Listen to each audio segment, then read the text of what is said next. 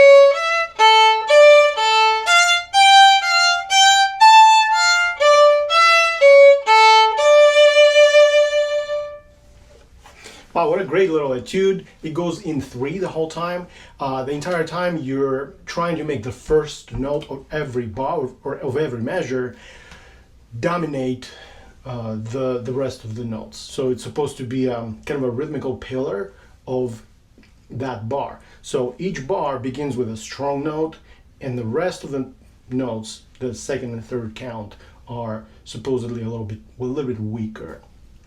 That's kind of the takeaway, because he writes an accent on every first note of every bar, and then he writes a little bit of a detached notes on the second and the third note. So that's kind of the takeaway. You play in the forte the whole time.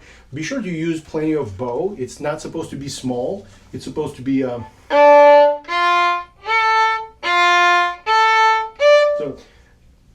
a large part of the bow, majority of the bow, not maybe the whole thing, but you know, pretty good size. So make sure it's not little bow when you play this. Just try to be rhythmical with it. I played it rather fast because it says allegro, but feel free to use the software to speed it up or slow it down if you must, and that should be helpful.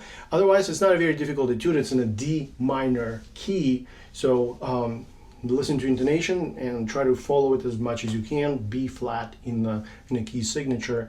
Other than that, it's a pretty simple and pretty cute little etude.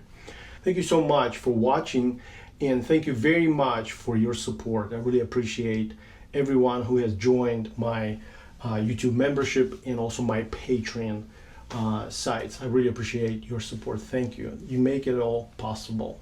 Thank you.